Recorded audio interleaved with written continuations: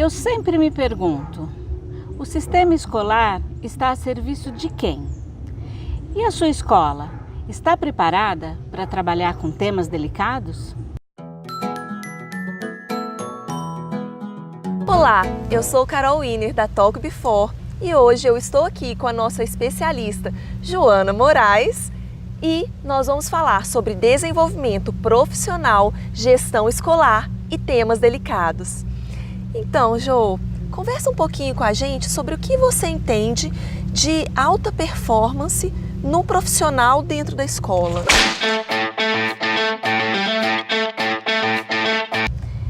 Quando a gente fala de gestão escolar e desenvolvimento profissional, eu gosto de refletir sobre algumas questões que eu tenho pensado muito ultimamente em relação a esse profissional. Quem é o profissional dentro da escola que está diretamente ligado com o aluno, não é? Quando a gente precisa pensar que não é só o educador, não é só o professor. Toda a equipe da escola está diretamente ligada a essas crianças, a esses adolescentes no seu dia a dia. E que também precisam saber lidar com algumas questões delicadas que acontecem fora da sala de aula, né? Então, quando a gente fala mais propriamente do educador na sala de aula, né, do professor, eu acredito que falar de alta performance não quer dizer simplesmente e meramente a capacidade técnica desse profissional, né? E nem a capacidade acadêmica dele, mas o quanto esse profissional tem esse desenvolvimento em relação à sua inteligência emocional, né? O quanto esse profissional sabe lidar com as suas próprias habilidades de comunicação assertiva, de comunicação não violenta, o quanto ele sabe lidar com os seus próprios sentimentos, porque a gente vem de uma cultura em que a gente não aprendeu a falar dos próprios sentimentos, né? E aprender a lidar com esses sentimentos para lidar com a criança é um exercício e é um desenvolvimento que faz parte desse desenvolvimento profissional. Então, pensar somente na capacitação técnica é bastante delicado, né? Porque quando a gente fala de escola, a gente pode olhar tanto para a rede pública quanto para a rede privada. A gente está falando de pessoas que não estão lidando com planilhas, com máquinas, com processos de marketing, né? Estão lidando com outras pessoas.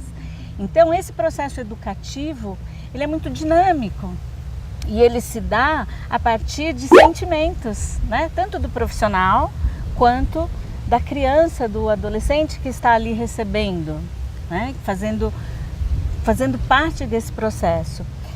E aí eu fico pensando que a gente precisa pensar muito também num outro ponto, que é: a escola está a serviço de quem? Exato, Jo. Conversa com a gente sobre isso. Qual é o seu olhar sobre os sentimentos, as percepções da escola em relação a quem ela cuida? Eu vejo que muitas escolas têm profissionais altamente capacitados, né? Bem treinados, bem desenvolvidos emocionalmente, que sabem lidar com muitas questões do dia a dia, e não só questões de sala de aula, questões do convívio das crianças, das relações das crianças fora da sala de aula.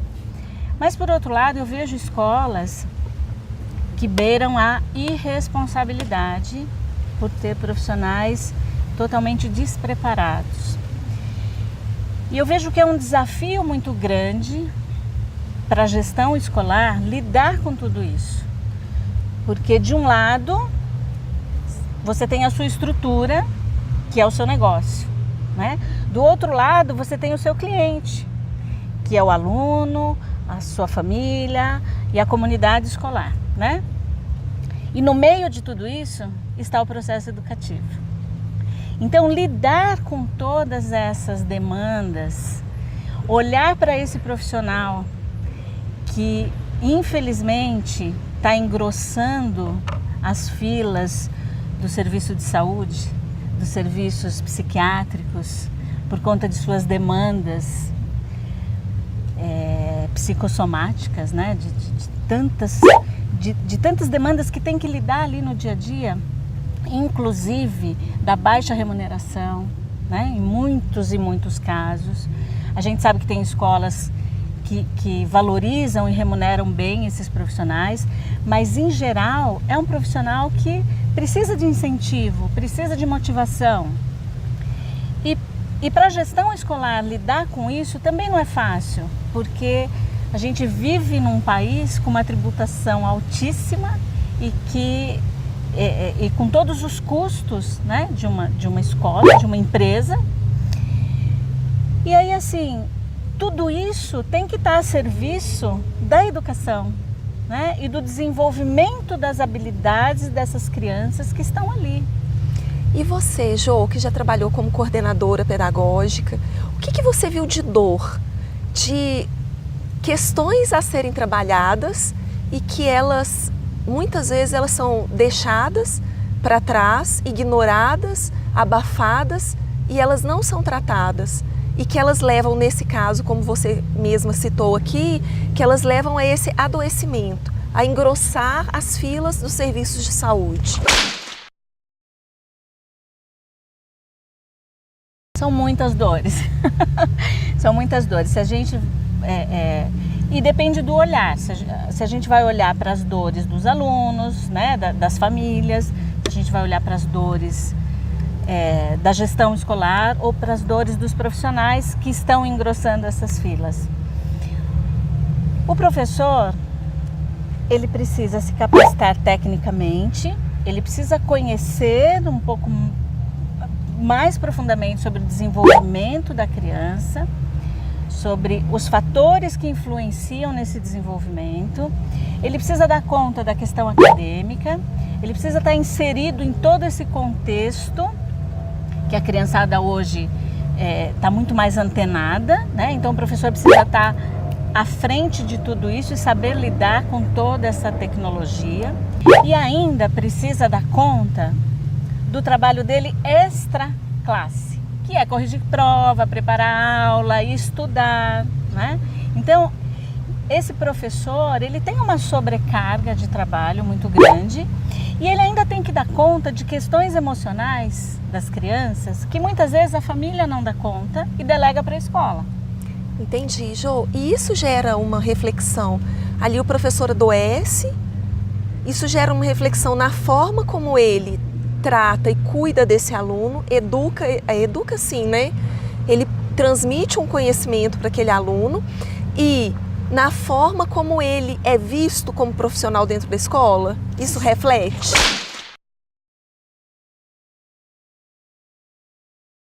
Total, total.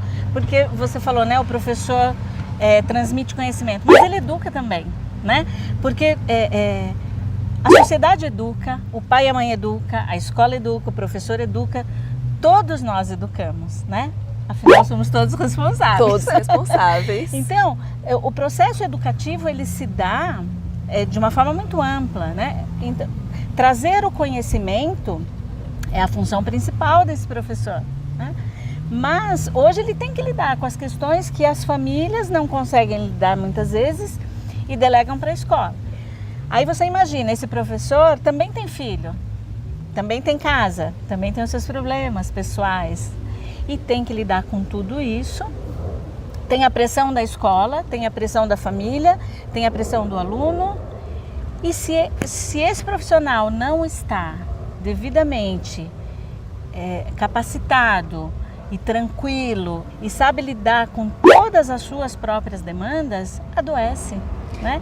Toda essa pressão emocional, social, recai sobre ele e vai para o físico, não tem como, o corpo responde. Exatamente, né, aí o corpo respondeu ali. Será que o dono da escola, o diretor da escola, ele percebe esses reflexos? Muitas vezes eles percebem, em muitos casos não. Em muitos casos, infelizmente, alguns percebem, mas não tem muito o que fazer, não sabe como fazer, ou não tem recursos para fazer. E aí o que acontece? Esse professor entra de licença, saúde, e a escola tem que colocar um substituto no lugar. Aí geram outras questões, né, de adaptação, enfim, todas as outras questões que uma substituição traz.